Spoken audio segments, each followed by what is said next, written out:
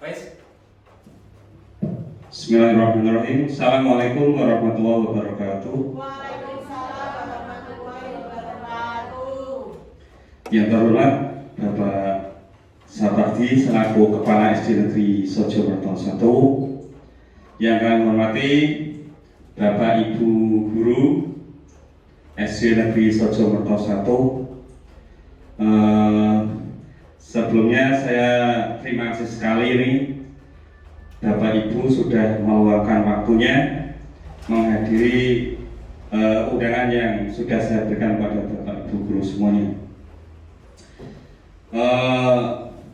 Apa yang saya lakukan hari ini merupakan agenda dari kegiatan CGP di modul 1.4, yaitu aksi nyata tentang budaya positif, ya Bapak Ibu semuanya.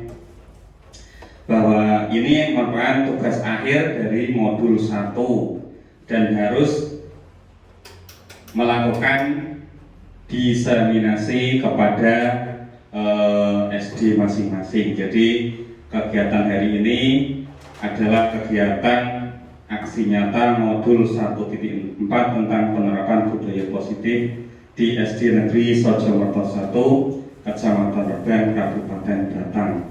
Ya. Saya sekali lagi mengucapkan terima kasih kepada Bapak Kepala Sekolah, Bapak Ibu Guru atas kesediaan waktunya di ruangan ini dalam acara diseminasi aksi nyata modul 1.4. Baik, saya mulai selanjutnya yaitu salam dan bahagia. Ini tagline dari guru penggerak ya. Salam dan bahagia untuk Bapak Ibu Guru hebat semuanya di SD Negeri Sojomerto 1. Mari belajar bersama, berkolaborasi, saling mendukung demi mewujudkan budaya positif di sekolah kita tercinta, yaitu SD Negeri Sojomerto 1. Semoga budaya positif akan tertanam di SD kita. Bapak Ibu semuanya, materi yang akan saya diseminasikan ada berapa ini? Ada 7 ya. Yang pertama yaitu perubahan paradigma belajar. Yang kedua disiplin positif. Ketiga kebutuhan dasar manusia. Yang keempat motivasi perilaku manusia. 5 posisi kontrol restitusi. Yang keenam keyakinan kelas. Yang terakhir yaitu segitiga restitusi. Nah, masing-masing nanti akan kita bahas satu demi satu ya. Nanti mohon maaf Bapak Ibu, misalnya ini kita santai saja, nanti saling tanya jawab apa maksudnya santai saja gitu.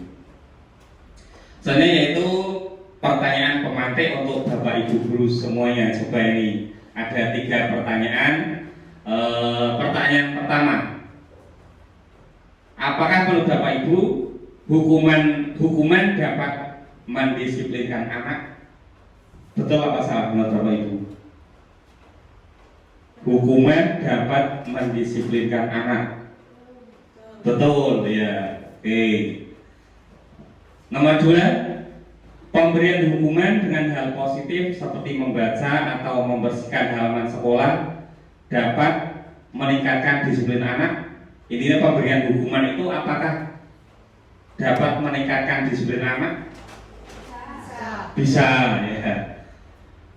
Terus pertanyaan ketiga, memberi penghargaan atau reward lah, apa hadiah, apakah dapat meningkatkan motivasi belajar anak?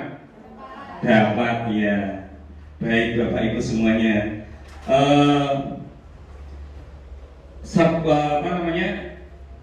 Secara umum ya, mungkin kita sering melakukan seperti itu ya, bahwa kita memberi hukuman, kita memberikan penghargaan, tujuannya yaitu untuk mendisiplinkan anak. Tapi di sini nanti kita akan belajar bahwa ternyata untuk mendisiplinkan anak itu tidak hanya seperti itu. Kalau lewat hukuman, lewat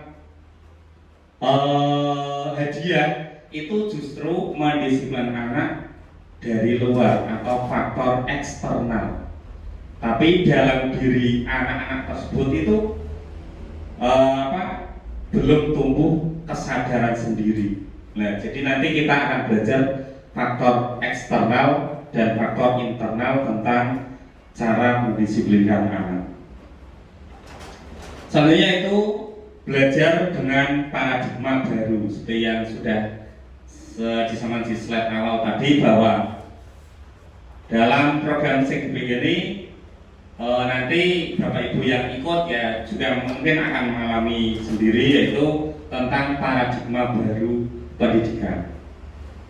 Yang diajarkan di CGP ini, program pendidikan berhubungan ini, yaitu filosofi pendidikan menurut Ki Hajar Dewantara. Bukan tokoh dari luar, bukan tokoh dari Eropa, Amerika, tapi justru yang dikedepankan di program CGP ini yaitu tokoh dari Indonesia sendiri, yaitu Ki Hajar Dewantara. Bahwa menurut Ki Hajar Dewantara ini, pendidikan itu adalah proses mengantarkan anak itu mencapai keselamatan, mencapai kesejahteraan yang setinggi-tingginya. Kita sebagai guru atau pendidik tidak bisa menentukan kelak anak itu nanti seperti apa. Tapi menurut Ki Hajar Dewantara bahwa guru atau pendidik itu diibaratkan sebagai petani yang diibaratkan itu menanam padi. Kita tidak bisa memilih bibitnya seperti apa, tapi kita hanya bisa merawat padi itu. Apabila ada hama yang menyerang, kita singkirkan, tanahnya kita suburkan. Nah, apabila itu suatu periode tertentu dipupuk, nah, guru diibaratkan oleh Ki Hajar Dewantara itu sebagai petani. Kenapa? Karena menurut Ki Hajar Dewantara bahwa anak itu sudah membawa kodratnya masing-masing. Yaitu dibagi di sini ada dua kodrat, yaitu kodrat alam dan kodrat zaman. Bahwa kodrat alam, anak itu pasti punya potensinya masing-masing, punya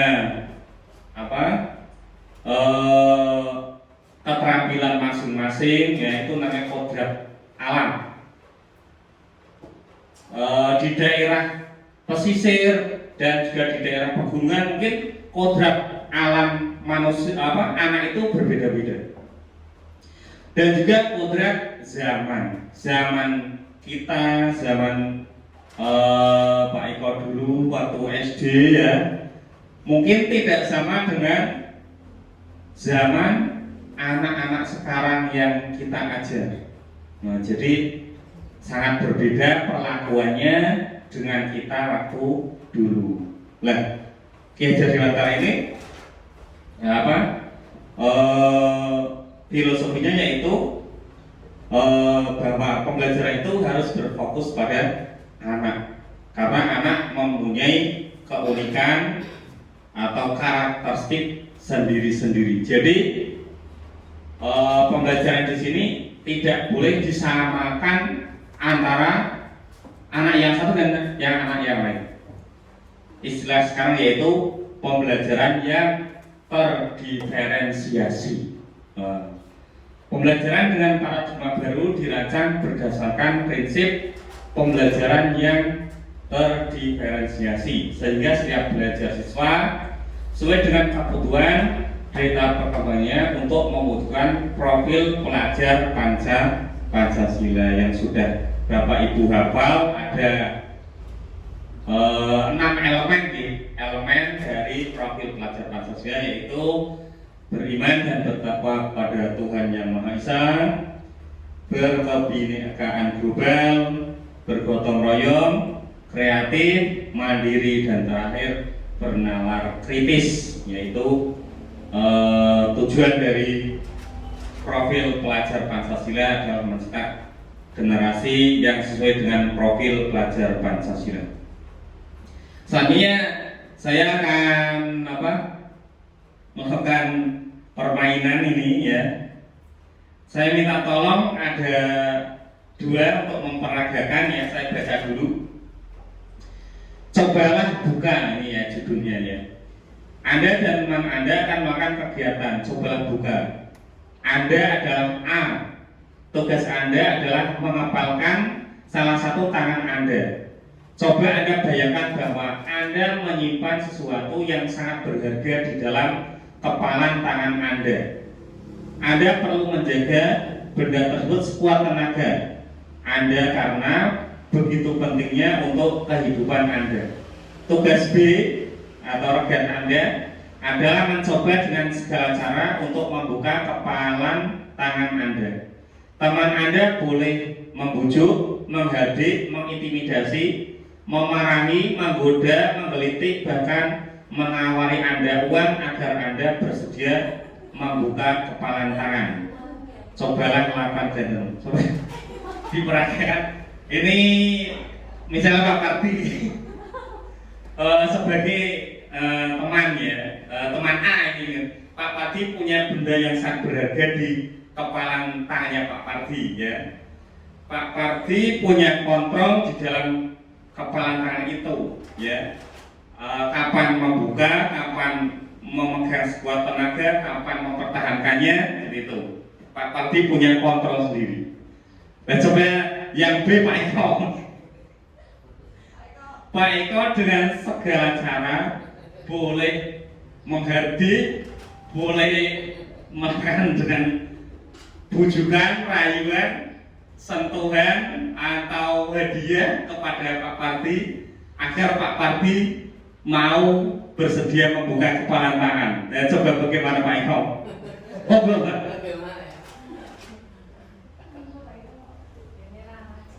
Ya coba dirayu apa di RD apa di bagaimana biar Pak Parti mau membuka. Tapi Pak Parti bayangkan ini adalah benda yang sangat berharga sekali bagi Pak Parti. Kapan bisa membukanya? Coba bagaimana, bisa nggak Pak Eko untuk merayu apa bagaimana? Sebenarnya ini berat Pak Yuri untuk menggoda Pak Parti. Coba buka Pak Parti, buka. Ini mengerti ya? Buka. Atau saya kasih hadiah kalau bisa buka. Buka Pak. Ayo. Kasih uang. Kasih uang 50.000. Buka.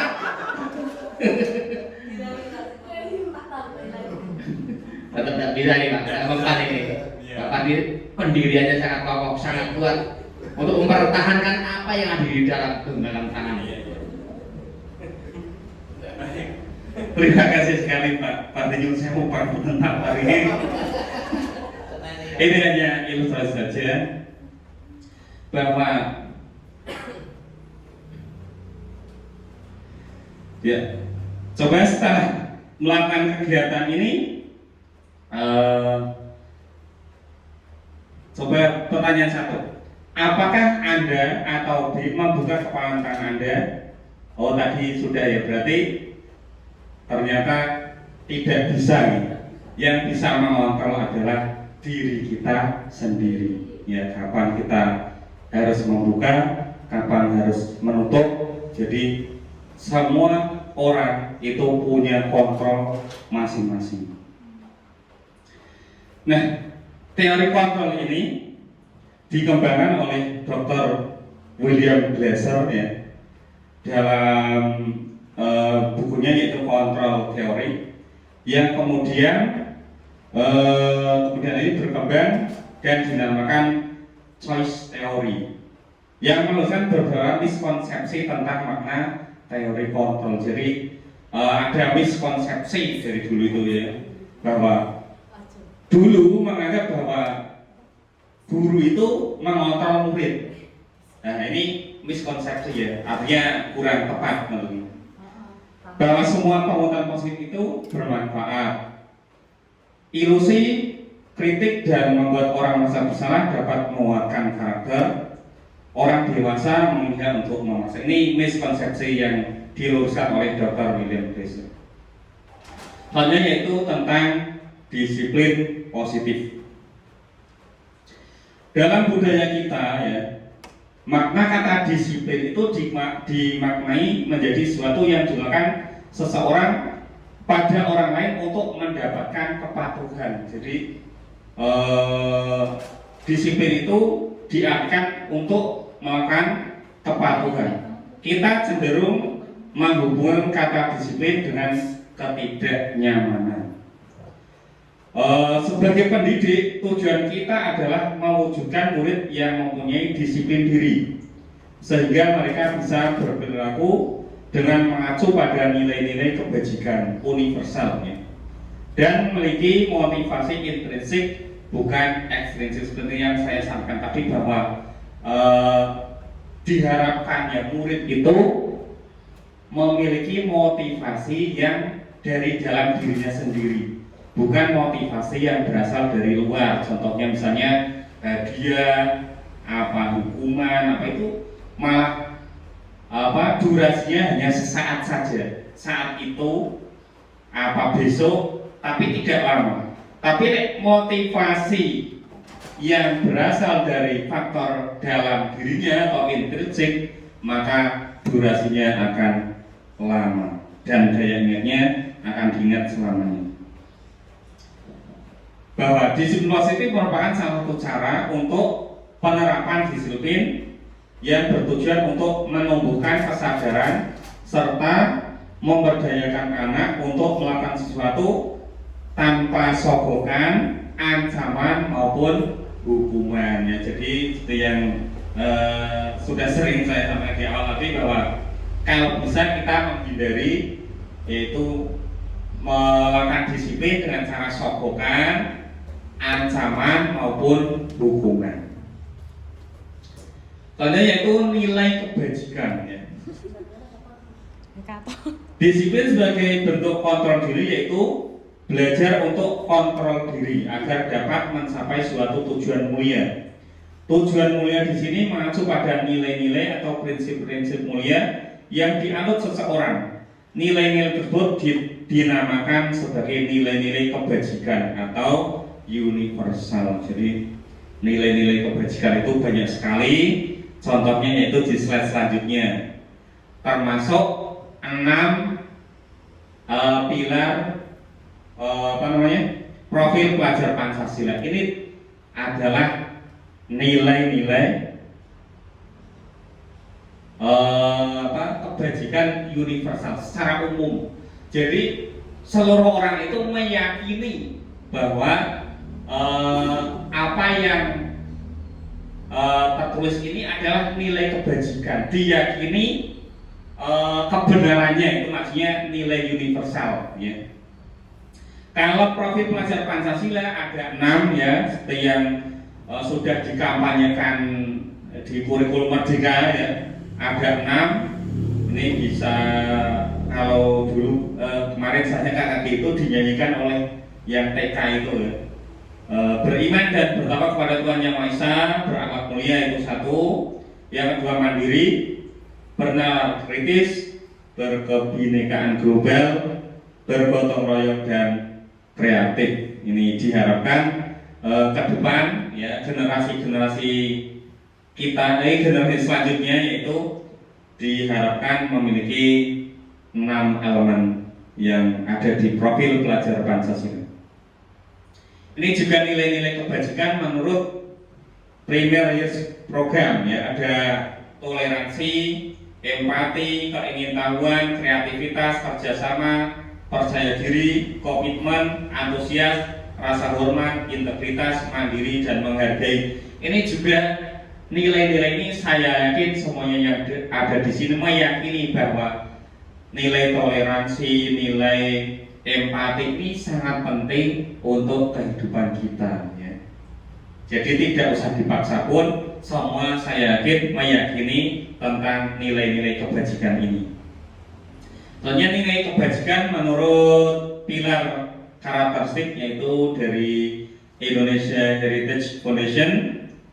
Ada cinta Tuhan dan segenap ciptaannya, kemandirian dan tanggung jawab, kejujuran atau amanah, diplomatis, hormat dan santun, dermawan, suka menolong dan bergotong royong, percaya diri, kreatif dan bekerja keras, kepemimpinan dan keadilan, baik dan rendah hati, toleransi, kedamaian dan kesatuan. Ini semua juga nilai-nilai ini adalah nilai-nilai yang secara umum diyakini oleh semua orang, bahkan di seluruh dunia, bahwa apabila kita melakukan hal ini maka akan mendapatkan hal yang baik, ya. Itu namanya nilai-nilai kebajikan.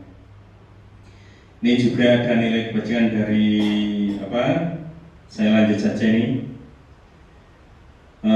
Nilai-nilai kebajikan dari keterampilan hidup, yaitu dapat dipercaya, lurus hati, pendengar yang aktif, tidak merendahkan orang lain, memberikan yang terbaik dari diri. Nah, selanjutnya ini, kita sebagai manusia pasti mempunyai kebutuhannya. Nah, kebutuhan itu katanya itu banyak sekali. Ada butuh apa. Tapi menurut teori yang sudah kita dapat, kebutuhan manusia itu dibagi menjadi hanya ada 5. Yang pertama yaitu kebutuhan untuk bertahan hidup. Jadi yang paling pertama, kebutuhan manusia itu yang pertama itu bertahan hidup. Apa saja yang dilakukan untuk bertahan hidup, yaitu contohnya yaitu makan, rumah, kesehatan, itu adalah kebutuhan manusia dalam hal bertahan hidup. Selanjutnya itu kebutuhan yang selanjutnya yaitu kebutuhan akan perhatian atau kasih sayang. Jadi anak itu kadang misalnya bahkan kita juga mungkin masih ingin mendapatkan kasih sayang dari orang tua kalau masih ada, ya. Kasih sayang dari keluarga, kasih sayang dari anak, istri dan sebagainya. Demikian halnya juga siswa juga butuh kasih sayang, butuh diterima, butuh perhatian, ya. Nah itu adalah kebutuhan dasar manusia yang kedua. Selanjutnya itu kebutuhan yang ketiga yaitu penguasaan. Jadi sebagian besar manusia itu butuh yang namanya penguasaan. Contohnya yaitu dihormati, dihargai, diakui keberadaannya, itu adalah contoh dari kebutuhan penguasaan. Selanjutnya yaitu kebutuhan yang keempat, yaitu kebutuhan akan kebebasan. Jadi manusia itu butuh yang namanya kebebasan. Kadang suatu ketika kita tidak ingin diatur, kita ingin bebas. Nah, bebas itu merupakan kebutuhan manusia. Anak juga ingin yang namanya kebebasan. Saya di kelas, dia ingin kebebasan. Misalnya, tidak suka musik, dia sukanya melukis, ya itu berarti dia butuh kebebasan dalam hal mengekspresikan seninya dalam hal yang lain. Yang terakhir yaitu kebutuhan yang terakhir yaitu kebutuhan akan kesenangan. Jadi manusia melakukan segala cara untuk memenuhi yang namanya kesenangan. Jadi kesenangan itu siapa saja ingin yang namanya mendapatkan rasa senang. Nah ini 5 kebutuhan dasar dari manusia. Contoh-contoh misalnya yang misalnya Bapak Ibu sampaikan, ya, kebutuhan apapun ini masuknya nanti dalam kategori 5 dasar kebutuhan ini. Nah selanjutnya yaitu mengidentifikasi kebutuhan dasar manusia. Motivasi perilaku manusia, hukuman, penghargaan, dan restitusi ini sudah saya singgung tadi sedikit-sedikit. Yang pertama yaitu motivasi perilaku manusia. Motivasi perilaku manusia muncul karena adanya dorongan manusia dalam menggapai kebutuhan dasarnya.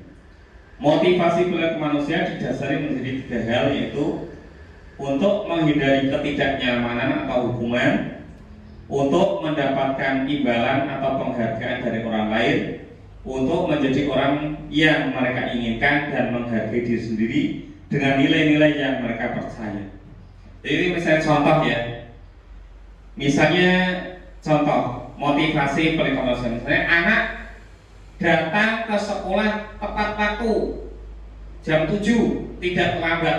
Ini motivasinya bisa juga yang pertama yaitu ketidaknyamanan atau hukuman wedi ngonek terlambat dihukum oleh Pak Guru atau Bu Guru. Itu motivasi yang pertama ya. Motivasinya yaitu orang nyaman atau takut akan dihukum. Selanjutnya itu motivasi yang kedua yaitu mendapatkan imbalan. Ternyata Pak Guru atau Bu Guru itu kalau anak bisa tepat waktu, tidak terlambat, Pak Guru atau Bu Gurunya memberikan hadiah, misalnya permen apa-apa. Lah, anak itu termotivasinya karena ingin mendapatkan hadiah. Itu yang kedua. Nah, yang paling baik itu adalah motivasi dari diri sendiri. Misalnya ini, yang ketiga ya, untuk menjadi orang yang mereka inginkan dan menghargai dirinya sendiri. Saya itu datang ke sekolah tepat waktu itu karena menghargai saya sendiri, bukan karena hukuman, bukan karena hadiah, tapi karena saya ingin menjadi diri saya sendiri, ingin menghargai diri saya sendiri. Makanya saya datang tepat waktu itu yang paling baik ya. Jadi motivasinya itu berasal dari dirinya sendiri. Kalau dari dirinya sendiri berarti tidak ada hukuman, tidak ada hadiah pun, dia akan selalu mempunyai motivasi, akan selalu disiplin atau tepat waktu. Nah, selanjutnya yaitu kita akan membedakan antara hukuman, konsekuensi atau restitusi ya. Yang pertama, kalau hukuman ini menurut teori yang kita dapat itu identitas yang gagal. Jadi hukuman itu kalau bisa ya sedikit demi sedikit kita hilangkan, kita kurangi lah. Tapi yang akan kita terapkan yaitu konsekuensi dan restitusi. Konsekuensi pun di sini posisinya netral. Netral itu menurut kalau di sepeda motor netral itu ya tidak jalan ya, tidak negatif ya positif konsekuensi. Tapi hukuman sudah cenderungnya negatif. Terus yang diharapkan yang seperti apa? Yaitu yang namanya restitusi. Coba kita identifikasi dulu antara hukuman, konsekuensi dan restitusi. Kalau hukuman yaitu sesuatu yang menyakitkan harus terjadi. Kalau konsekuensi sesuatu harus terjadi. Konsekuensi sesuatu yang harus terjadi. Kalau restitusi restitusi merupakan pilihan. Terus hukuman tidak nyaman untuk murid atau anak untuk jangka waktu panjang. Efek dari hukuman itu mungkin murid itu merasa tidak nyaman dalam waktu yang panjang. Kalau konsekuensi tidak nyaman untuk murid atau anak untuk jangka waktu yang pendek. Lah kalau restitusi menguatkan anak atau murid dalam jangka waktu yang panjang. Selanjutnya yaitu hukuman itu korban mendapatkan keadilan. Kalau konsekuensi korban bisa diabaikan, kalau restitusi korban mendapatkan ganti. Hukuman murid atau anak akan tersakiti. Kalau konsekuensi murid atau anak dibuat tidak nyaman. Restitusi murid atau anak mendapatkan penguatan. Ini contoh misalnya hukuman ya, anak akan tersakiti misalnya dihardik, dibentak, itu kan hati anak akan tersakiti. Tapi nek konsekuensi misalnya contoh ya, di dalam pelajaran olahraga, anak yang terlambat harus memutar lapangan 2 kali. Nah itu namanya, nanti kalau anak itu terlambat ya konsekuensinya memutar lapangan 2 kali. Itu namanya apa, konsekuensi. Tapi kalau restitusi, kita harus kembalikan anak yang salah itu kepada kondisi yang seharusnya bagaimana tanpa menjatuhkan anak. Ya, nanti kita belajar tentang teori restitusi. Selanjutnya itu kalau hubungan berlaku pasif. Kalau konsekuensi, penguatan hanya bertahan dalam jangka waktu pendek. Kalau restitusi, masalah terpecahkan. Hukuman, sistem tidak baik berjalan bila murid tidak takut. Kalau konsekuensi, memerlukan monitoring dan supervisi terus-menerus. Kalau restitusi, murid belajar bertanggung jawab untuk perilakunya. Terakhir yaitu, kalau hukuman berlaku hanya pada sebuah institusi, tidak berlanjut pada kehidupan nyata. Jadi misalnya hukuman itu ruang lingkupnya sempit. Kalau konsekuensi membantu penerapan mengikuti peraturan dalam masyarakat, ya nanti ini ibaratnya di lingkungan masyarakat. Kalau restitusi fokus pada pembebasan masalah dalam jangka waktu yang panjang. Nah ini contoh-contoh apa, kata-kata yang sering diucapkan. Kalau hukuman misalnya, peraturannya itu adalah gini, kamu harus seperti ini. Nah itu namanya hukuman. Nek konsekuensi, ditanyakan apa peraturannya, mampukah kamu melakukannya. Nah terima kasih lah, itu dengan nada yang lebih lembut daripada hukuman. Tapi kalau restitusi ya, yang contoh kalimat pertanyaan, apa yang kamu yakin, misalnya ada anak terlambat ya, lah kita tidak langsung kenapa kamu terlambat ya, tapi kita tanyakan apa yang kamu yakini dari apa yang kamu lakukan. Misalnya yang diyakini itu tepat waktu, lah apa yang bisa kamu lakukan untuk memperbaiki kesalahan ini. Jadi mengembalikan anak pada keadaan yang seharusnya tanpa harus menjatuhkan psikologi atau mental dari anak. Saya contoh lagi perkataan murid atau anak membenci peraturan. Kalau konsekuensi, murid atau anak menghormati peraturan.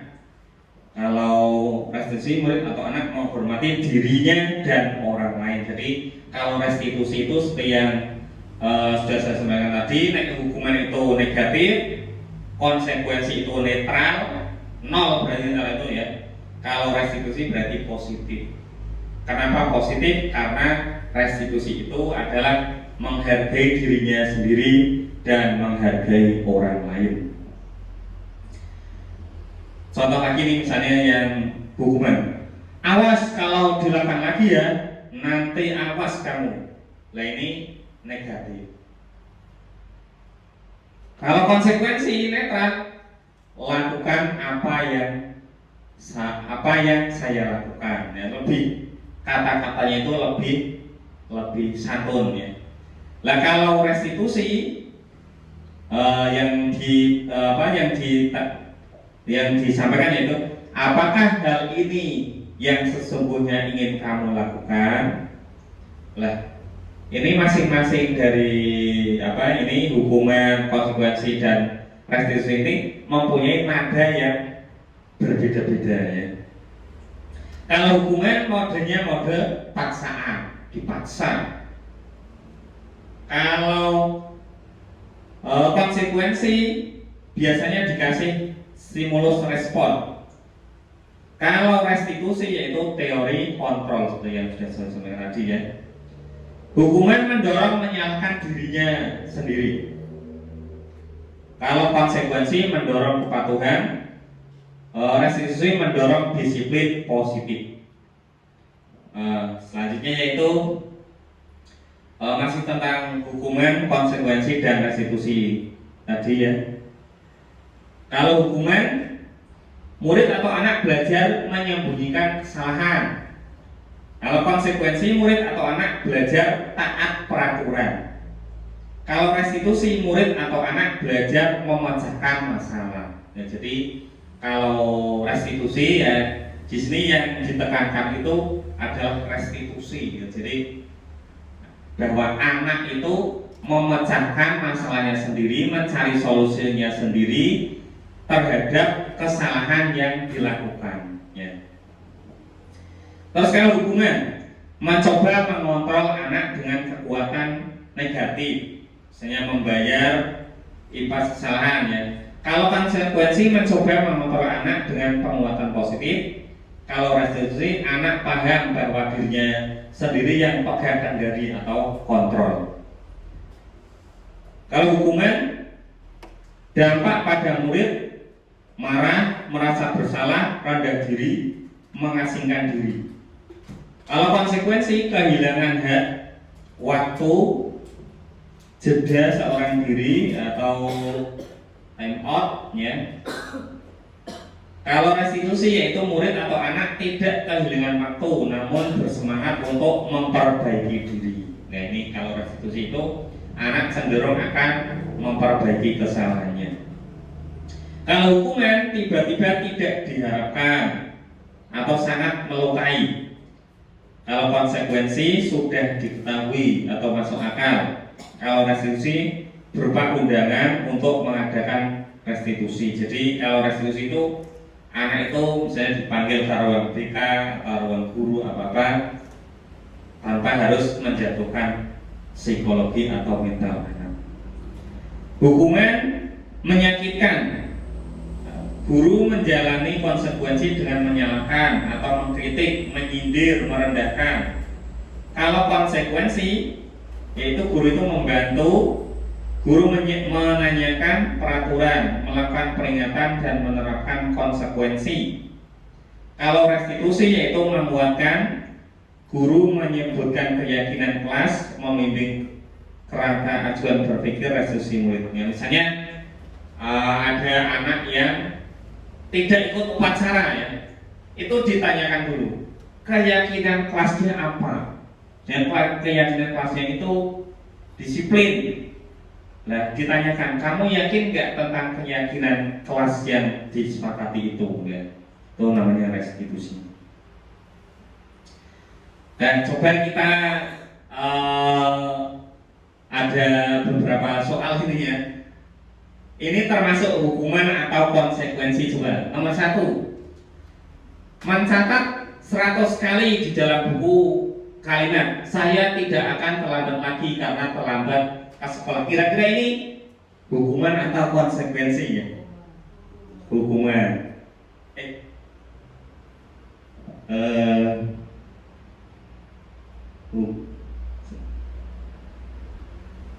Hukuman ya.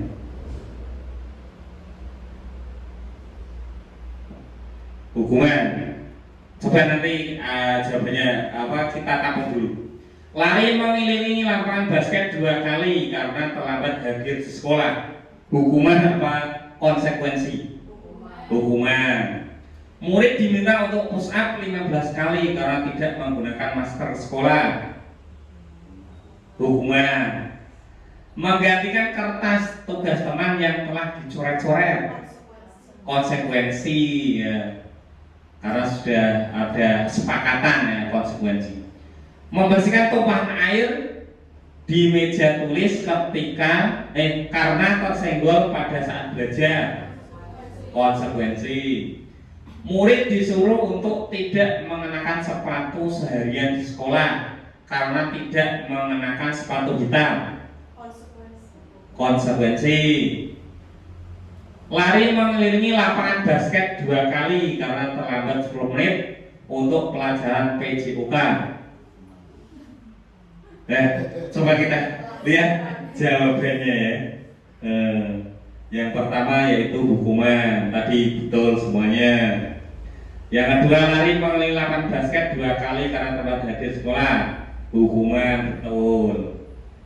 Murid diminta untuk push-up 15 kali karena tidak menggunakan masker sekolah, hukuman, betul semua. Menggantikan kertas tugas teman yang telah dicoret-coret, konsekuensi, betul. Membersihkan tumpahan air di meja tulis karena tersenggol pada saat belajar, konsekuensi, tadi betul. Murid disuruh untuk tidak mengenakan sepatu seharian di sekolah karena tidak mengenakan sepatu hitam, hukuman. Ternyata ini ya, hukuman karena ini mungkin menghukum untuk lari tidak pakai seharian. Terus yang terakhir, lari mengelilingi lapangan basket 2 kali karena terlambat 10 menit untuk pelajaran PJOK, konsekuensi. Karena konsekuensi mungkin sudah dibuat kesepakatan dulu. Selanjutnya yaitu coba ada sebuah ilustrasi dan ada 2 pertanyaan ya. Saya bacakan ilustrasinya. Iva kurang menguasai pelajaran matematika sehingga pada saat pelajaran tersebut berlangsung dia lebih banyak berdiam diri atau menggambar di buku pelajarannya. Pada saat guru matematikanya Pak Seno menanyakan pertanyaan, Iva menjadi gugup dan tidak sengaja menjatuhkan tasnya dari kursi, serta tiba-tiba menjadi gagap pada saat berupaya menjawab. Seluruh kelas pun tertawa melihat perilaku Iva yang bicara tergagap dan terkejut tersebut. Pak Seno pada saat itu membiarkan teman-teman Iva menertawakan Iva yang tergagap dan malu luar biasa, dan malahan minta Iva untuk maju ke depan dan berdiri di depan kelas sambil menunjuk hidungnya karena tidak bisa menjawab pertanyaan Pak Seno. Kelas makin gaduh dan anak-anak pun tertawa melihat Iva di depan kelas memegang ujung hidungnya. Nah, coba kita jawab dua pertanyaan ini ya, Bapak Ibu ya. Apakah Anda setuju dengan tindakan Pak Seno terhadap Iva? Apa setuju kira-kira dengan perilaku dari Pak Seno tadi? Pak Seno pada saat itu membiarkan teman-teman Iva menertawakan Iva. Nah, berarti tidak setuju ya. Mengapa? Coba kira-kira ada yang mengapa? Alasannya kok tidak setuju dengan Pak Seno? Ya mungkin karena Pak Seno ini perilakunya menghukum ya, menghukum karena di kelas Pak Seno itu membiarkan Iva itu teman-temannya itu menertawakan. Menurut Anda, tindakan Pak Seno terhadap Iva adalah sebuah hukuman atau konsekuensi? Mengapa? Pak Seno dengan membiarkan Iva ditertawakan teman-temannya itu menurut Bapak Ibu hukuman apa konsekuensi ya?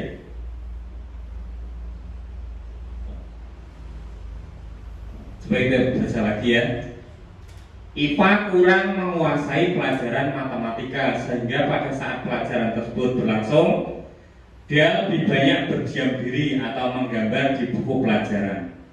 Pada saat guru matematikanya Pak Seno menanyakan pertanyaan,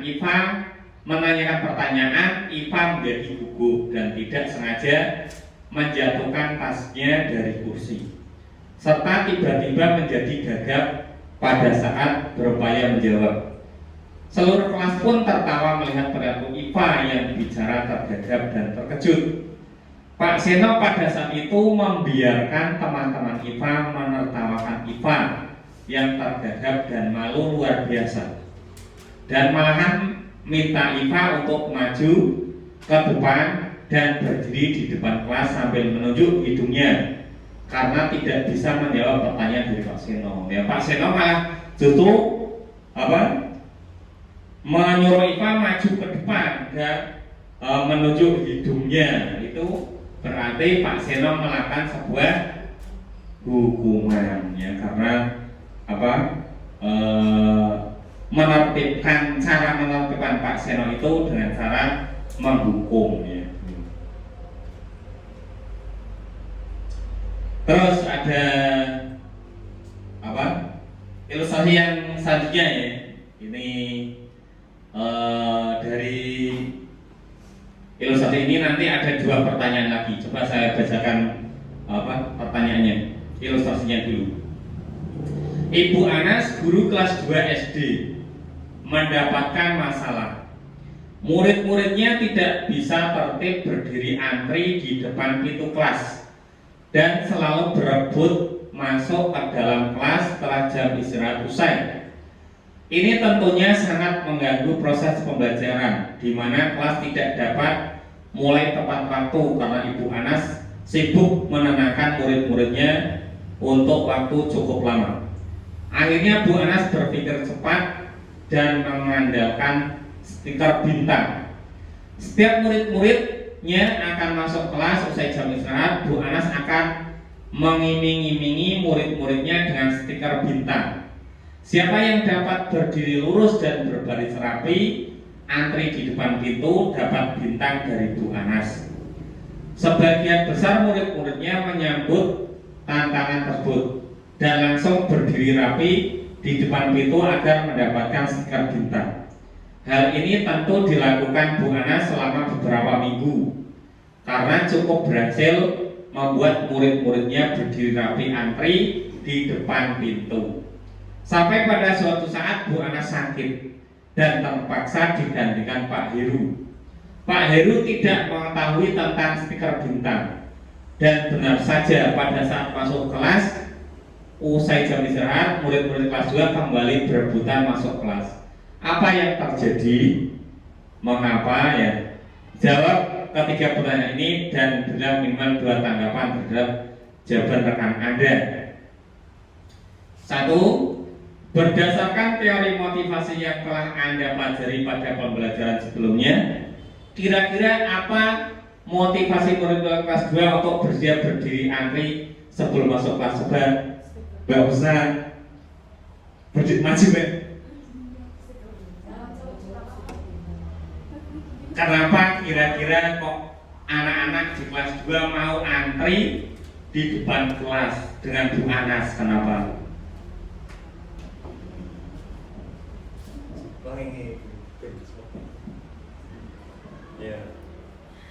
Menurut pendapat saya, karena anak-anak termotivasi untuk mendapatkan stiker bintang dan untuk lebih bersemangat lagi belajarnya. Sekian, ya. Ya, luar biasa Bu Husna, ya. Nah, jadi menurut Bu Husna bahwa anak itu tertib di depan kelas itu motivasinya karena ingin mendapatkan stiker bintang dari Bu Anas, ya. Bagus. Berilah minimal 2 tanggapan. Berarti pertanyaan kedua coba, ya. Adakah cara lain agar murid-murid kelas 2 bersedia antri di depan kelas tanpa diberi penghargaan stiker bintang? Coba, ada cara lain nggak menurut Bapak Ibu agar anak-anak itu berdiri antri di depan kelas, ya, masuk kelas itu antri maksudnya, tanpa harus memberikan hadiah atau stiker bintang? Kira-kira ada nggak? Coba Bu Vina maju dong, maju. Adakah cara lain?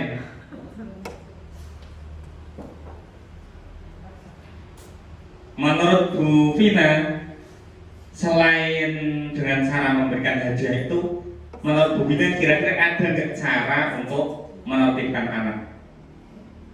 Menurut saya, cara lain lain untuk mengkondisikan murid-murid kelas 2 dari Bu Anas, yaitu untuk apa? Menertibkan anak-anak dengan kesepakatan kelas. Jadi sebelum di kelas itu ada kesepakatan kelas dulu, untuk masuk kelas itu bagaimana, untuk keluar kelas itu bagaimana, yaitu dengan keyakinan kelas ya Pak. Luar biasa ya Bu Wina ini. Berarti Bu Wina dari tadi fokus untuk apa? Fokus untuk memperhatikan slide yang ditampilkan ya. Jadi betul sekali Bapak Ibu ya, bahwa keyakinan kelas atau motivasi yang datang dari dirinya sendiri itu akan membentuk disiplin positif yang efeknya itu lama. Tapi kalau hadiah ditinggal gurunya sakit saja, bubar lagi. Nah itu kalau hadiah itu namanya motivasi eksternal, hukuman motivasi eksternal. Tapi kalau keyakinan kelas itu adalah motivasi yang muncul dari dirinya sendiri atau motivasi intrinsik. Terima kasih untuk Bu Vina dan Bu Husna yang sudah memberikan pendapatnya. Nah selanjutnya yaitu tentang dihukum oleh penghargaan.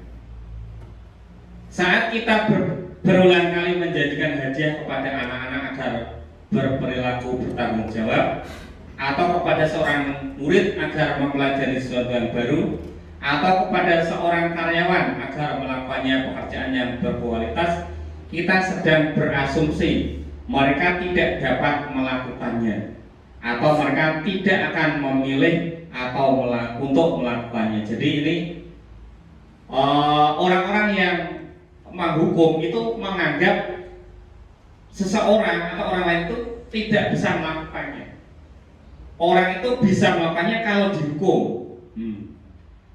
Selanjutnya juga melakukan beberapa pernyataan dari hasil pengamatannya selama ini tentang tindakan memberikan penghargaan yang nilainya sama dengan menghukum seseorang. Ya. 1. Pengaruh jangka pendek dan jangka panjang. 2. Penghargaan tidak efektif. Penghargaan merusak hubungan. Merusak hubungan itu maksudnya mungkin nanti kalau dikasih hadiah ya, yang lain tidak, itu akan merusak hubungan seseorang. Penghargaan mengurangi ketepatan. Penghargaan menurunkan kualitas. Penghargaan mematikan kreativitas. Penghargaan menghukum motivasi dari dalam diri atau emosi. Nah ini motivasi dari dalam diri atau motivasi intrinsik. Waktunya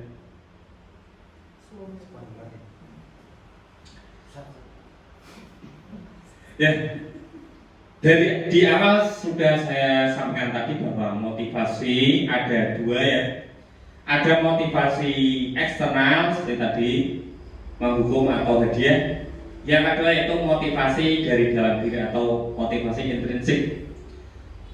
Saat seorang anak belajar untuk pertama kali menggabungkan huruf-huruf dan kata-kata serta menyadari bahwa ia dapat membaca, timbul pijar di matanya dan sebuah senyuman di wajahnya, anak tersebut begitu gembira bahwa ia telah mempelajari dan menguasai suatu keterampilan baru. Kesadaran akan kemampuannya bahwa dia sudah dapat membaca sesungguhnya sudah merupakan sebuah penghargaan. Nah, ini penghargaan yang muncul dari dalam dirinya ya.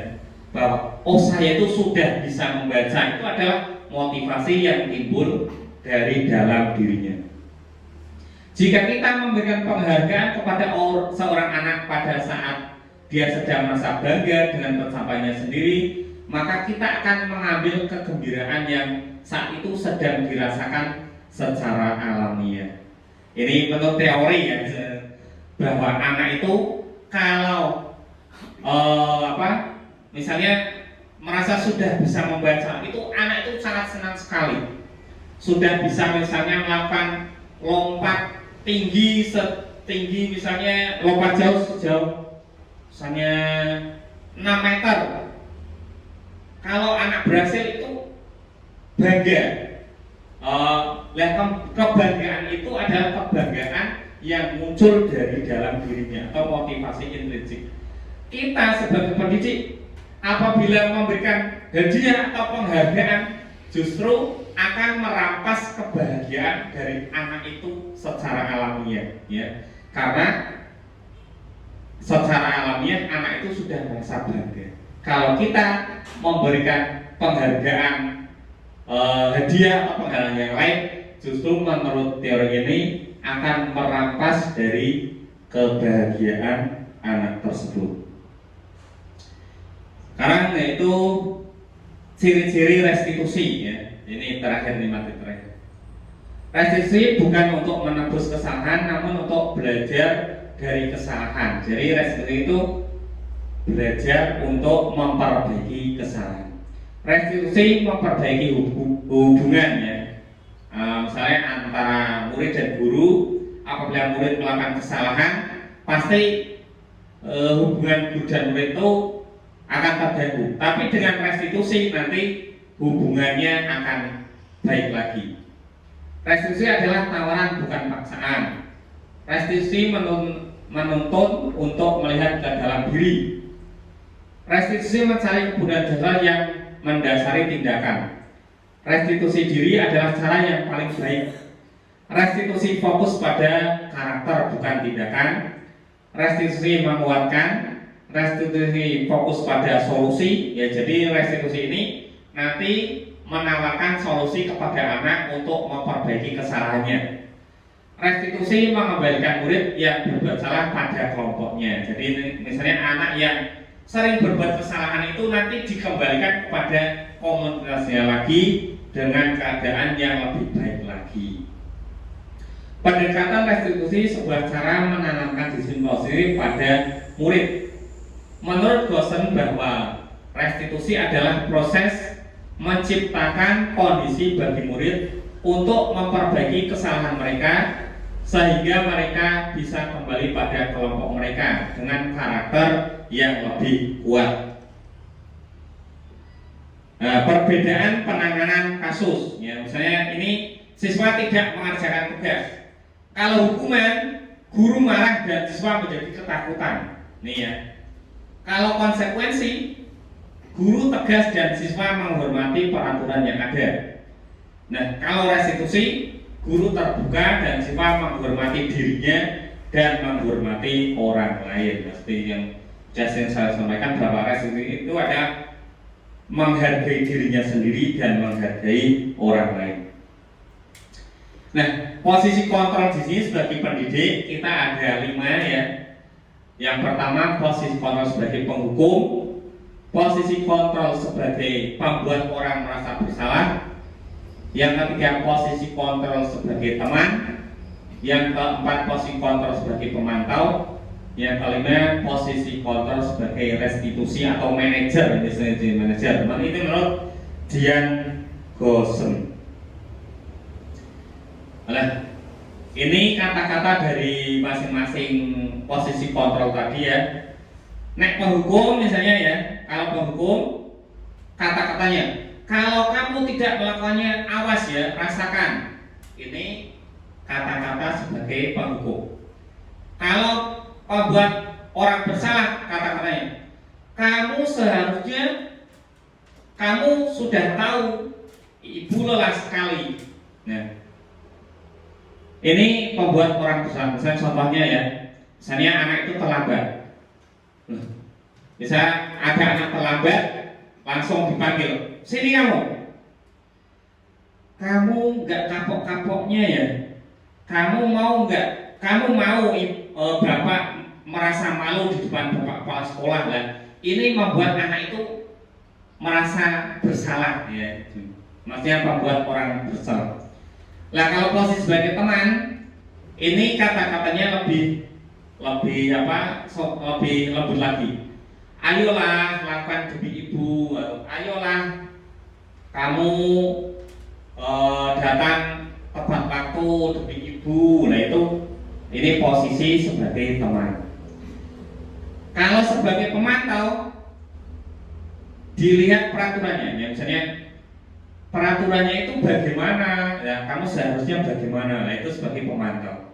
Tapi kalau sebagai manajer pasti menanyakan keyakinan, apa keyakinan yang kamu yakini tentang hal apa, misalnya disiplin, apa menghormati, lah itu menanyakan keyakinan.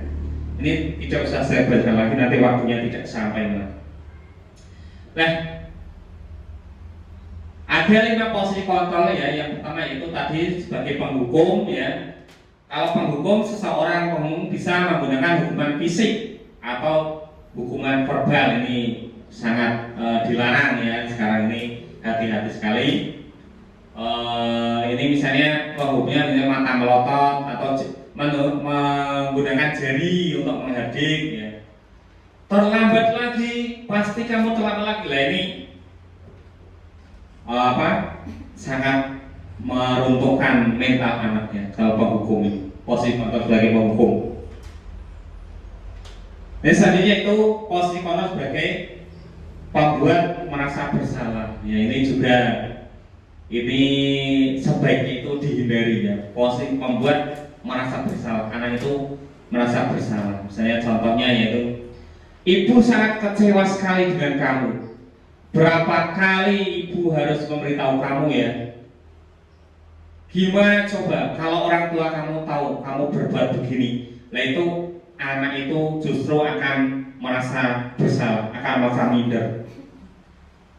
Lah hasilnya nanti murid akan merasa bersalah dan bersalah terus mengecewakan ibu atau bapak gurunya. Nah, ini posisi kontrol sebagai pembuat merasa bersalah. Soalnya itu posisi kontrol sebagai teman. Ini agak mending kalau posisi kontrol sebagai teman ya. Seperti yang saya sampaikan tadi ya. Ayo bantulah ibu demi apa ya. Ayo berangkat yang, ayo ikut senam agar demi ibu. Nah ini posisi kontrol sebagai teman. Nada suaranya itu ramah, akrab ya, bercanda ya, merapat pada murid, mata dan senyum jenaka. Ini hasilnya itu murid akan merasa senang dan akrab. Ini posisi kontrol sebagai teman. Yang keempat yaitu posisi kontrol sebagai pemantau. Kalau posisi pemantau yaitu disampaikan yaitu peraturannya. Saya contoh, apa yang telah kamu lakukan, atau sanksi atau konsekuensi apa yang akan kamu lakukan ya. Nah itu sebagai posisi kontrol sebagai pemantau. Nada suara di sini datar karena di sini akan ditunjukkan data-data atau peraturannya itu bagaimana. Hasilnya nanti murid memahami konsekuensi yang harus dijalankan. Nah, yang paling bagus yaitu posisi kontrol sebagai manajer. Nah, contohnya misalnya kalau sebagai manajer, apa yang kita yakini, apa kamu meyakini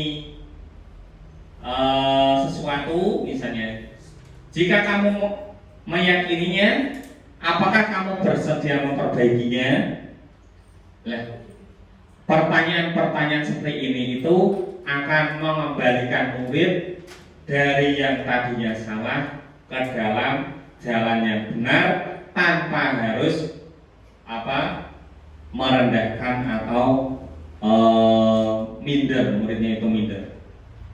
Nada suara di sini adanya datar dan murid memahami konsekuensi yang harus dijalankan. Di sini yang ditekankan yaitu murid akan tumbuh motivasi dari dalam dirinya sendiri. Motivasinya yaitu menghargai dirinya dan menghargai orang lain.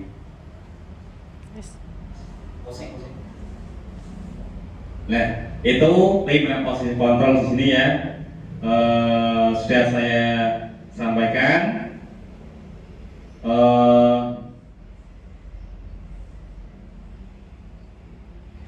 Selanjutnya itu keyakinan kelas. Keyakinan kelas ini ya adalah upaya dari kita sebagai pendidik untuk menumbuhkan budaya positif. Jadi keyakinan kelas itu kita susun bersama-sama ya untuk mencapai disiplin positif itu.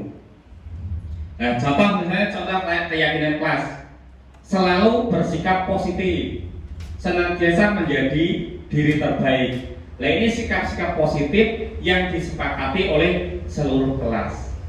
Kalau sudah disepakati oleh seluruh kelas, otomatis sikap-sikap ini akan diyakini oleh masing-masing kelas. Sebaiknya keyakinan kelas ini buatlah kalimat yang pendek saja, biar anak itu teringat keyakinan kelasnya apa? Misalnya berlaku jujur, berarti anak nanti akan akan terus berlaku jujur. Kalau berbohong, anak-anak diingatkan, ayo apa keyakinan kelas yang sudah kita sepakati. Nah, itu nanti anak akan kembali kepada jalan yang benar. Itu selanjutnya yaitu tentang segitiga restitusi. Ini akan saya putaran video saja ya. Video tentang segitiga restitusi ini contoh yang saya terapkan di SD kita ya. Coba Bapak Ibu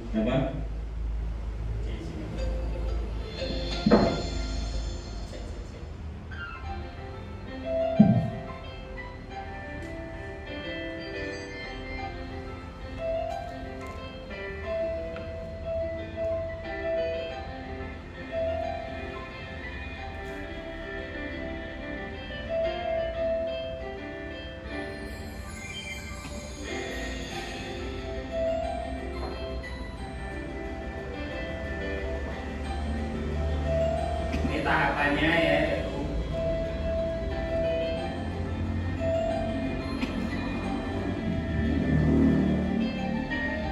Ini contoh kasus sebenarnya ada anak yang mencontek.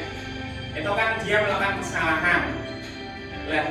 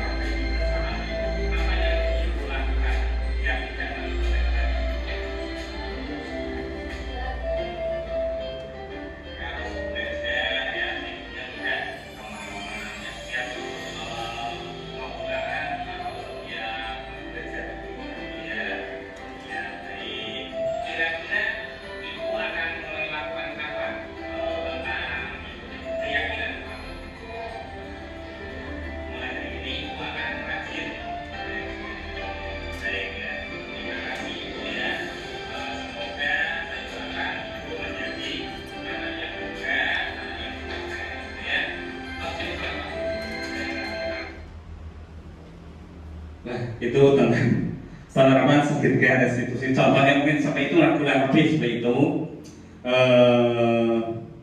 Tentang penerapan segitiga restitusi untuk mengembalikan anak yang salah kembali ke jalan yang benar tanpa harus kita menjatuhkan mentalnya. Mungkin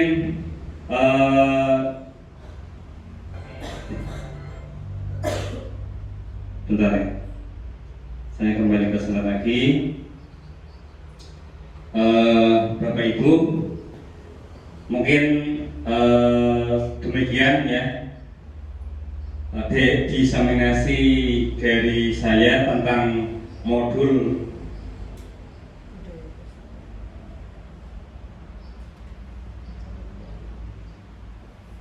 modul 1.4 tentang penerapan budaya positif ya. Terima kasih untuk Bapak Ibu guru semuanya, termasuk Bapak Sapati luar biasa. Matur nuwun Pak Pati sudah kurang lebih 1 jam, dan Bapak Ibu guru yang lain untuk berada di sini untuk melakukan diseminasi tentang aksi nyata modul 1.4. Slide-slide yang sudah saya simpan kurang lebih sudah saya tampilkan semuanya. Untuk itu diseminasi ini akan saya akhiri. Apabila ada kata yang kurang berkenan dari saya mohon maaf yang sebesar-besarnya. Saya akhiri, kurang lebih mohon maaf. Wassalamualaikum warahmatullahi wabarakatuh.